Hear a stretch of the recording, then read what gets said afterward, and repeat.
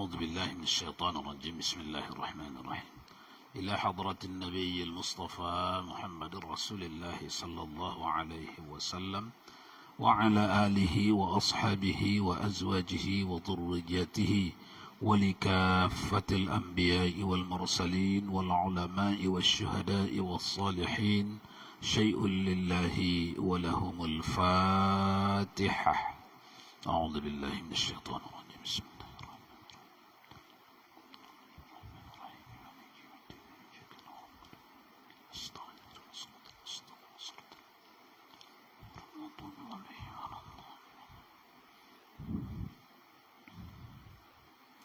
فقال المؤلف رحمه الله تعالى وأدم نفعنا بعلومه في الدارين آمين.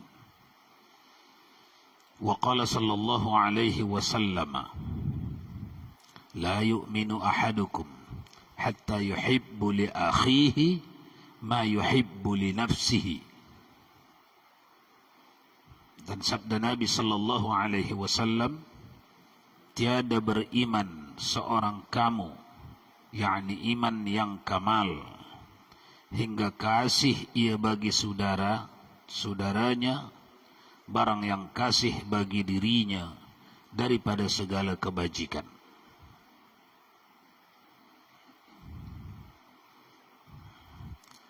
Tidak beriman salah seorang kamu, kata Nabi. Ya, mari kita dekati cakap Nabi ini. La yu'minu ahadukum, tidak beriman siapapun. Ahadukum, satu pun tak beriman. Satu pun kamu tak beriman, itu maksudnya. Kalau dua, apalagi dua. Ini ada 100 orang kami ini, Pak. Carilah di sini yang beriman di antara 100 ni. Tak ada. Nah, itu Pak, itu arti. Satu pun tak ada. Nah, itu. Kalau tidak mampu mengasihi saudaranya, sama dengan mengasihi dirinya sendiri, tak beriman. Itu terjemah. Kemudian mengamalkan hadis tidak boleh melalui terjemah saja, karena yang menterjemahkan hadis haruslah hadis juga. Jadi hadis diterjemahkan hadis. Kalau tidak nanti hadis, kalau tak dapat terjemahannya dalam hadis, hadis diterjemahkan oleh athar sahabiyu, kalimat sahabat, karena mereka lah yang lebih dekat kepada Rasulullah. Nah, ini sudah dikaji ulama. Tengok betapa lainnya terjemahan dengan maksud. Maksud hadis ini menurut kita Ahlus Sunnah wal Jamaah Asy'ariyah Maturidiyah, setelah diurai dengan hadis yang lain, tidak beriman siapapun kalau tidak mencintai saudaranya macam mencintai dirinya. Tidak beriman macam mana? Kafirkah? Tak. Tidak beriman yang sempurna imannya.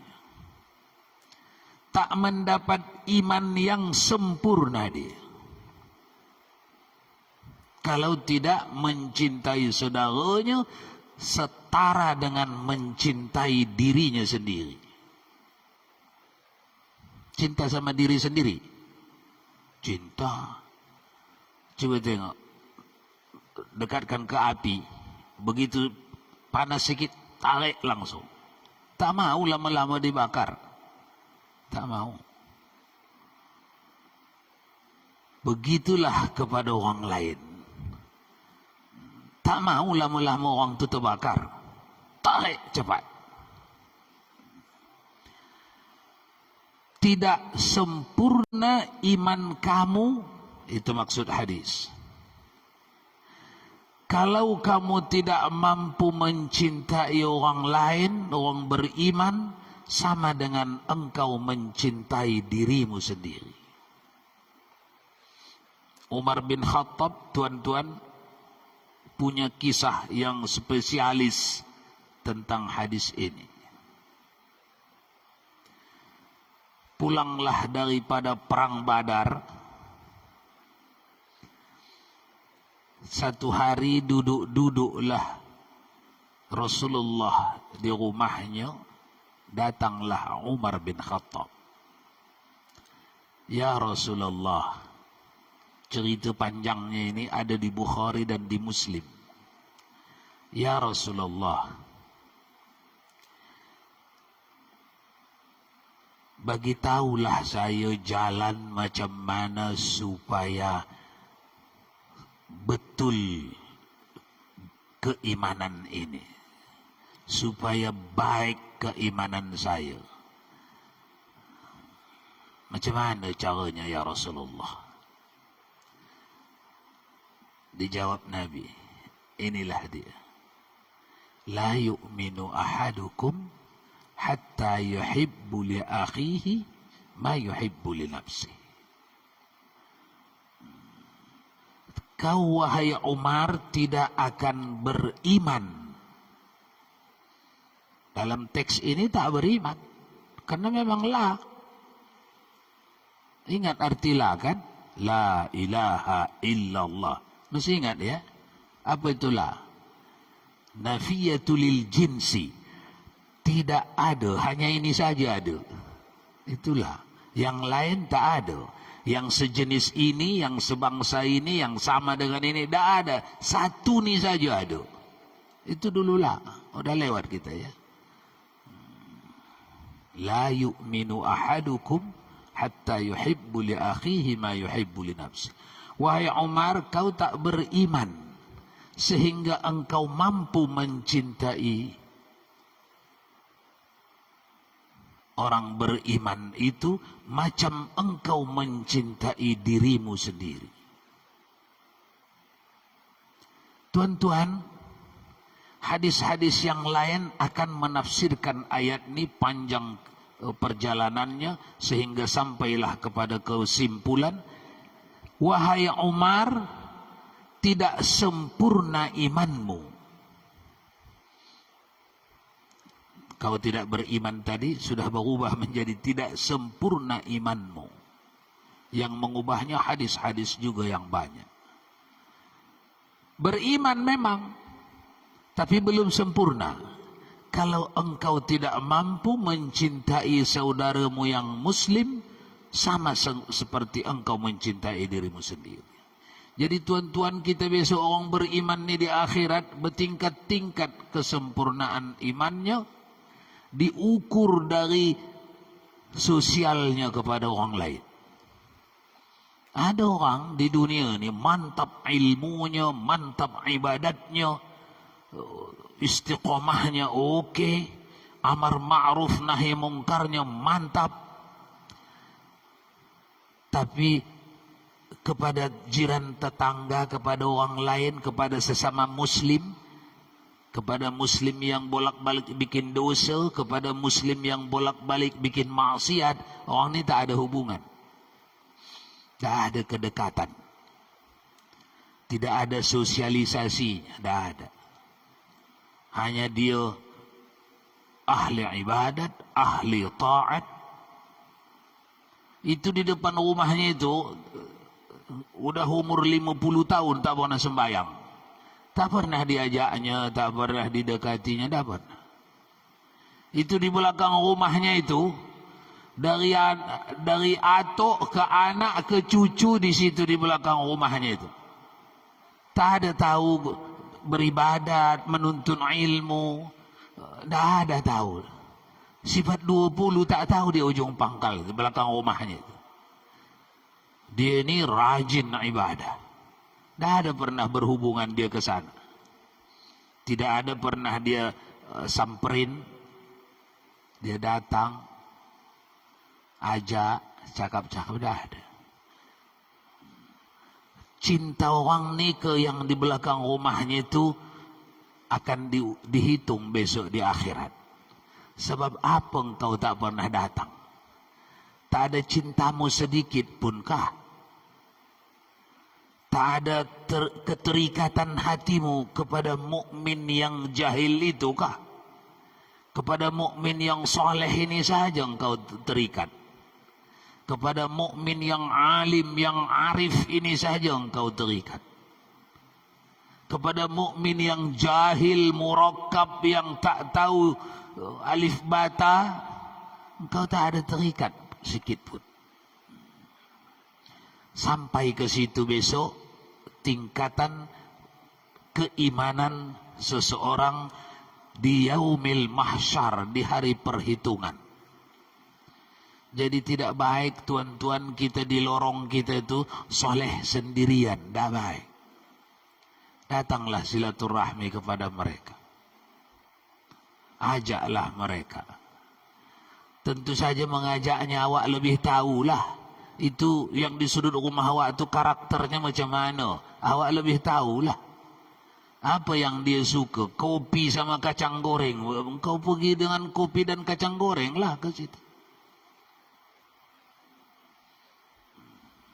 Niatkan, ini hendak mewujudkan cintaku kepada hamba-Mu ya Allah, yang masih jahil, yang masih awam, yang tak nampak jalan. Karena hakikatnya aku suka dia, aku sayang dia, aku ingin macam aku juga dia belajar, beribadat. Itu harus ada di dalam, bukan cangkok-cangkokan, bukan dicangkokkan di dalam. Itu wajib ditumbuhkan. Kembali ke kisah Umar bin Khattab tadi. Udah dicakap Nabi, tidak beriman engkau wahai Umar sehingga engkau mampu mencintai saudaramu seperti mencintai dirimu sendiri. Apa jawab Umar?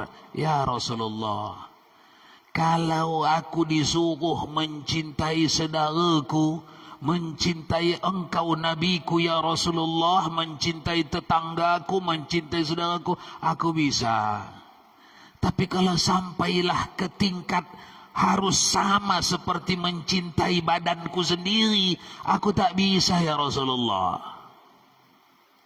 Engkau tak bisa? Tak bisa ya Rasulullah. Pulanglah kau. Pulanglah. Kalau tak bisa, saya sudah suruh, engkau kata tak bisa, udah pergi.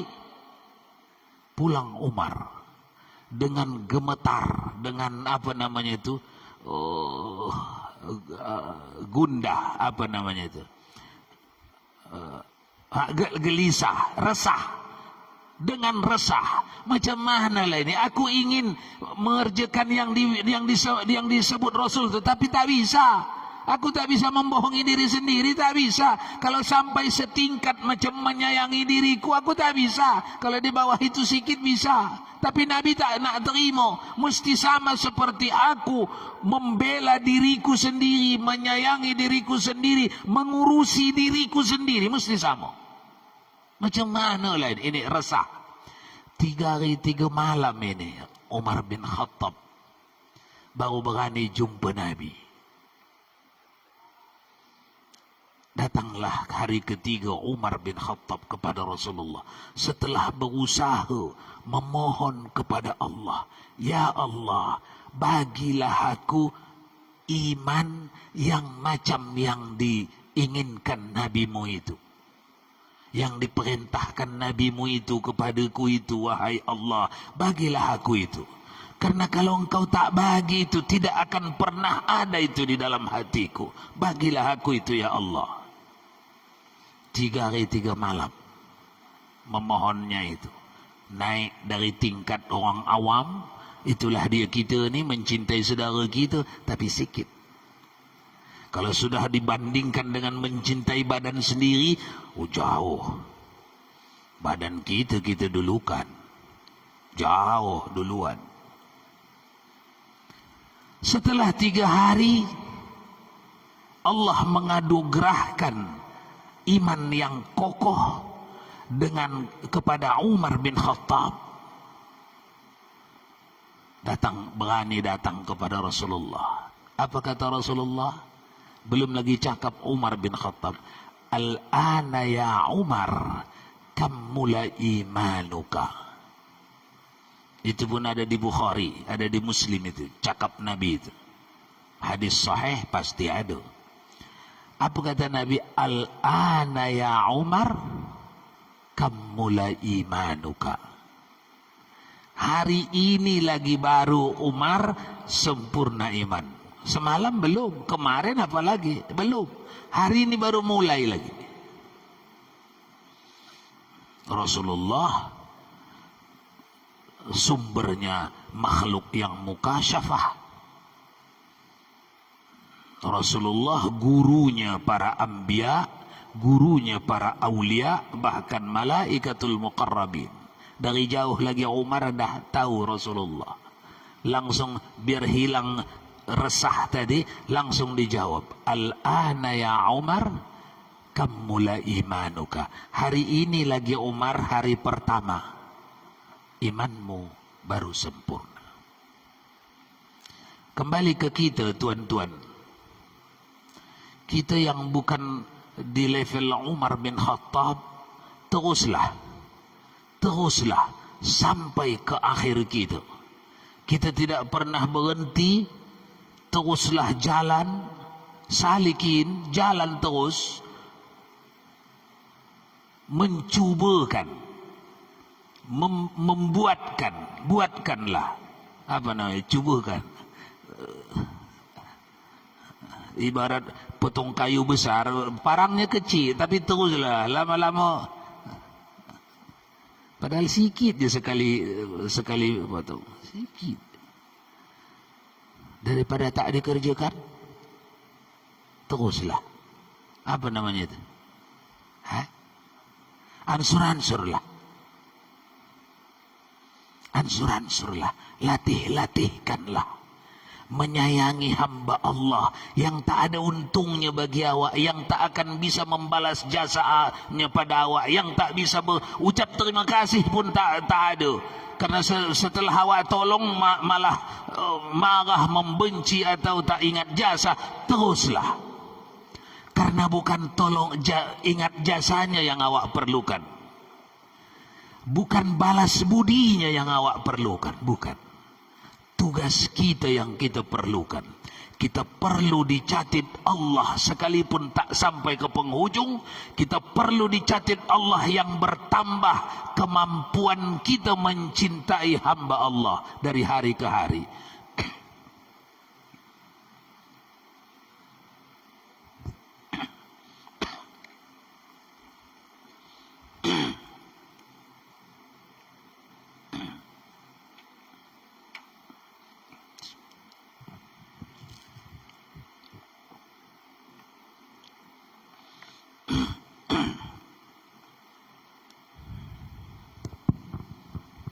Ini biar tidak ada tabrakan dalam hati gitu kan. Di hadis-hadis yang lain disebutkan kalau kita tuh disuruh berteman dengan orang-orang yang baik, orang yang soleh, dan jauhi orang maksiat. Kemudian kamu akan dibangkitkan dengan orang yang kamu cintai gitu kan. Jadi macam mana kita mensinkronkan? Baik. Bertemanlah kamu dengan orang-orang yang baik. Tidak tabrakan itu dengan ini. Ini kaji kita ni tasawuf. Tentu saja orang jahat yang mau didatanginya itu yang diyakininya bukan malah mengubah dia. Kalau yang belum yakin lagi, jangan-jangan saya yang diubah dia kalau saya datang bawa kopi sama kacang goreng ke rumahnya. Jangan-jangan saya yang diubahnya. Kalau itu tak payah awak datang. Nanti awak cari penyakit jadinya.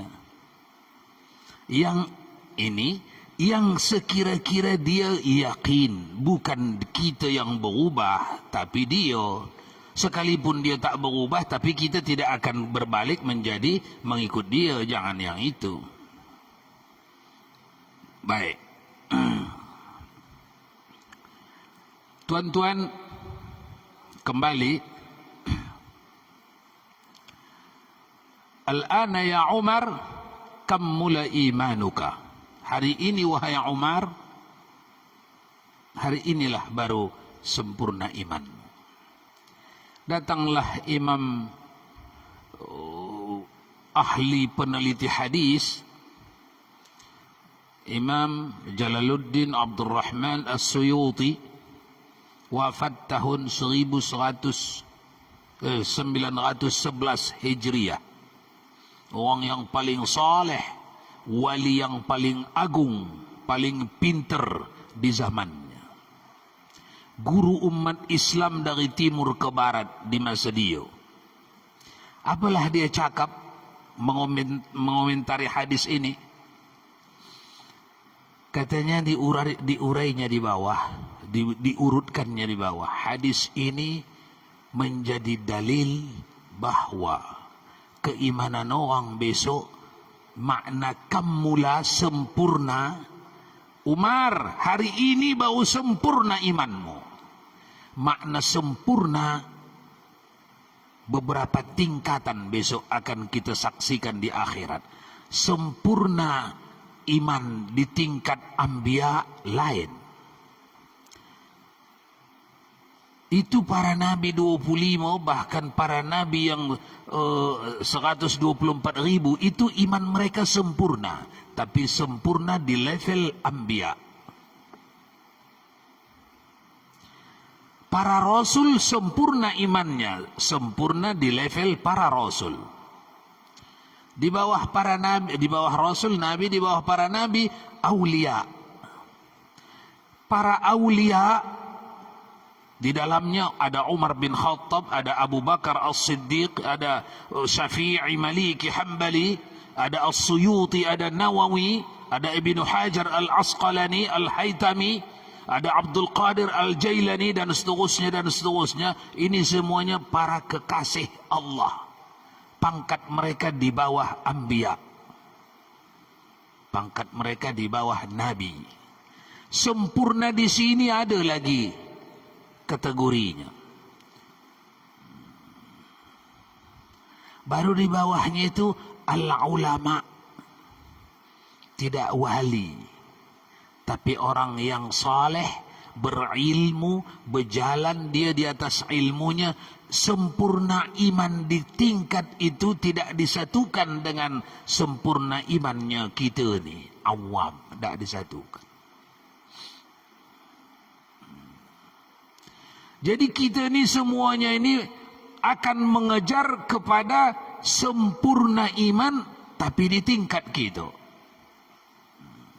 Jadi besok macam di dunia ni berkelas-kelas. Terbaik di kelasnya. Kelas ada banyak. Kelas awam, mukminin wal mukminat. Tak banyak ilmu, tak banyak amal, tapi tak juga banyak maksiat. Kalaupun ada maksiat, bertaubat hari bertaubat. Dengan itu masuk dia di golongan awamul mukminin wal mukminat, golongan yang ramai daripada mukminin wal mukminat. Karena di bawah itu sudah celaka ya. Al-asi, orang yang datang di akhirat membawa beberapa dosa yang belum sempat mereka taubati di dunia ni. Orang tu mesti dihukum dulu di neraka. Habis hukuman baru masuk mereka ke surga, menempati levelnya, menempati tempatnya. Kembali dia dihadapkan dengan tingkatan kamula imanuka. Jadi tugas kita tuan-tuan, teruslah dan teruslah. Ini salah satu ujian yang berat bagi para sufiyun. Ahli sufi itu selalu diuji guru mereka, mursyid mereka menguji mereka, selalu dicampak ini murid ni ke tempat yang tak suka dia. Tak suka dia. Disuruh bertempat tinggal di Payalabu. Marah tak? Marah dia. Apalah ini guru saya ni, mursyid saya ni. Sudah tahu Payalabu. Misal Payalabu zaman dulu lah, bukan sekarang. Sekarang dah elok kan? Dah dulu. Apalah ini guru saya ni, disuruh saya berumah di situ. Tak jadi naik kelas itu. Tak jadi tu. Kalau mursyid yang suruh, mursyidku adalah pembimbingku. Pasti mata dia lebih jauh tengoknya daripada tengokku. Yang aku belum nampak, dia dah nampak. yang ditengoknya jauh lebih baik daripada yang ku tengok. Pasti ada kebaikan di baliknya. Sekalipun aku tak melihatnya, berangkat dia. Masih ingat murid Nabi Musa kepada Nabi Musa di surah Al-Kahfi? Masih ingat? Katalah masih. Panjang cerita kalau nak diulangi lagi, Pak Ustaz. Masih ingat? Tuan Guru, Tuan Musa, kenapalah kita mencari guru? Mereka ini mencari Nabi Khidir alaihi salam. Kenapalah mencari guru pula di apa ini? Di sungai, di pantai begini. Mana ada orang satu? Sudah 3 hari kita berjalan, satu manusia pun tak ada kita jumpai. Apalah kerja kita ni? Habislah bekal kita kalau ini begini-gini saja. Karena engkau kan sudah bawa ikan kemarin. Iya, tapi cuma 1 ikan. Nah, udahlah. Jalan. Begitu sudah cukup lapar, mau makan ikan yang dibawa ni, ikan yang digoreng ni. Ikan ni pun hidup pula, melompat dia. Tak mau dia dimakan. Sudah lapar. Satu-satunya itu ikan, bekal. Begitu nak dimakan, lompat pula dia ke sungai itu. Tuan Guru, ikan yang satu tu dah lompat pula. Di mana lompatnya tadi? Sintu belakang sikit tentang. Ayo balik belakang. Ingati tentang mana itu tadi melompat. Jalan belakang. Sinilah tadi Tuan Guru. Udah, di sini jelah kita berehat. Nanti tambah sore lah hari. Makin tak adalah bekal kita.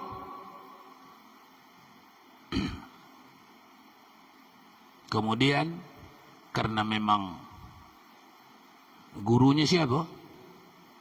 Musa, Nabi. Tapi Nabi Musa ini pun ilmunya masih rendah ini dibanding Khidir alaihi salam. Kita tunggulah di sini, berehatlah di sini. Maka tak lama datanglah Tuan Guru Khidir alaihi salam. Anda Khidir? Iya. Saya mencari Anda. Saya nak belajar kepada Anda, berguru. Engkau tak bisa berguru sama saya. Cari orang lain je lah. Kenapa? Saya dari lama sudah mencari Anda. Engkau tak penyabar. Panjang ceritanya. Bacalah surah Al-Kahfi, ya. Surah Al-Kahfi.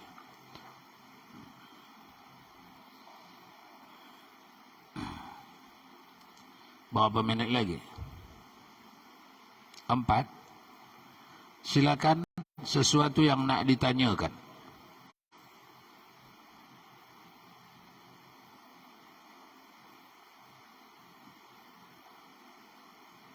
Tak ada. Kita lanjut sedikit lagi.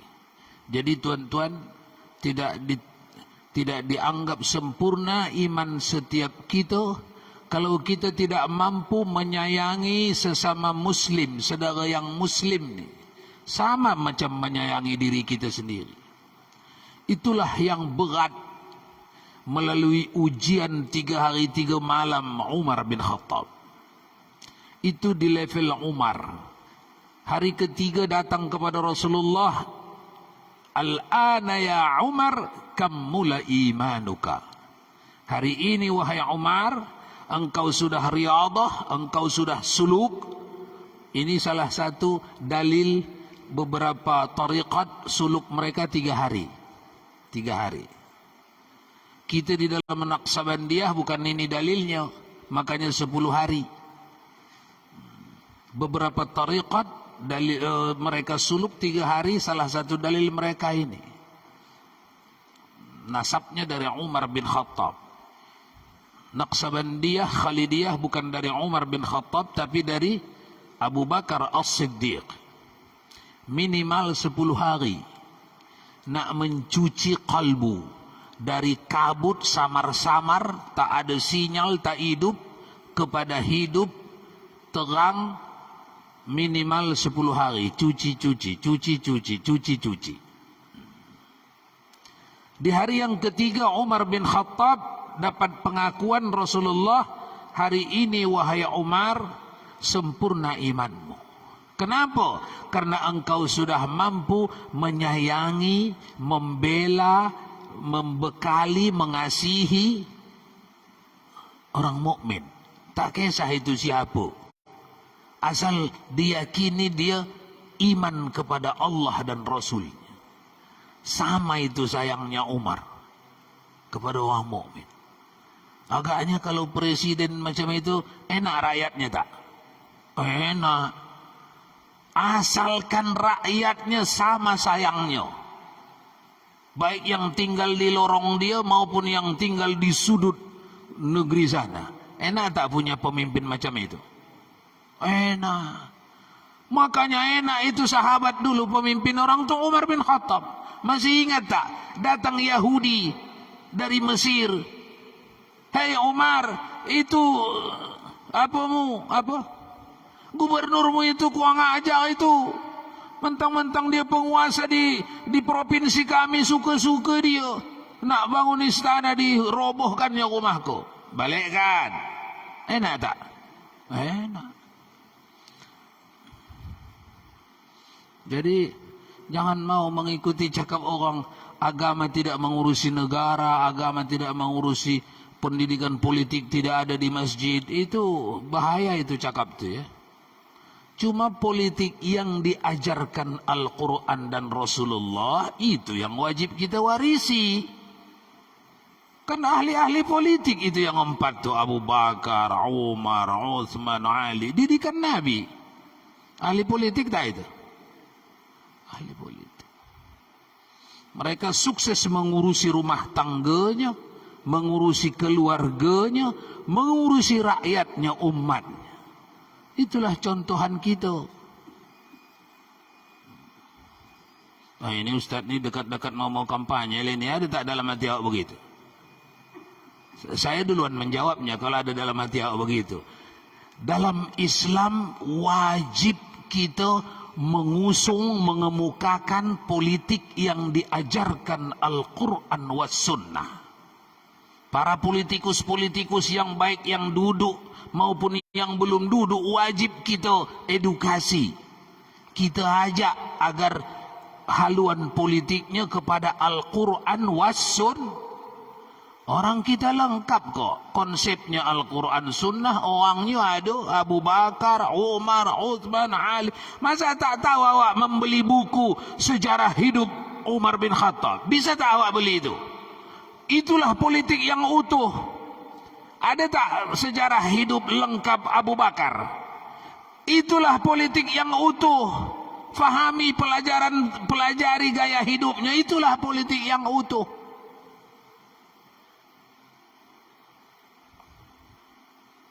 Digigit kala kakinya Abu Bakar, digigit kala kakinya di bukit Thur. Diam, ditahankan, sakit tapi diam. Kenapa? Takut Rasulullah terjaga. Apa yang awak fahami di situ? Apa? Hah? Pelajaran apa ada di situ? Pelajaran apa? Memuliakan, menghormatkan. Nyata di mata Abu Bakar, Muhammad itu dihormatkan Allah. Maka aku pun sehabis-habis yang bisa aku lakukan, aku harus menghormatkan orang ni. Sekalipun orang ni tak perlu penghormatanku, orang ni tak perlu ku muliakan, tidak diharapkannya, tapi aku mesti memuliakannya, menghormatkannya. Karena nyata aku melihat dia dihormatkan Allah. Muhammadun Rasulullah walladzina ma'ahu asyiddau 'alal kufar. Allah menghormatkan. Mereka melihat sendiri. Laqad ja'akum rasulun min anfusikum azizun 'alaihi ma 'anittum. Apa itu? Laqad ja'akum rasulun. Demi sesungguhnya ku datangkan untuk kamu rasul kamu dari jenis kamu sendiri. Jadi Allah mengirimkan ke kita Nabi Muhammad sallallahu alaihi wasallam. Itu penghormatan Allah kepada kita. Dikasih Allah ke kita Nabi Muhammad. Orang yang faham benda ni, maka disebut, cara menyebut Nabi Muhammad saja pun harus beradab dia. Harus beradab. Atau kedengaran disebut orang di sana, di tepi kampung sana, Muhammad, dia ingin tahu, dia menyebut dalam keadaan apa? Dalam keadaan menyukai atau membenci? Dalam keadaan memuji atau sedang menghina dia menyebut? Pedulinya sampai ke situ. Kenapa? Karena kecintaannya kepada Rasul tanpa batas.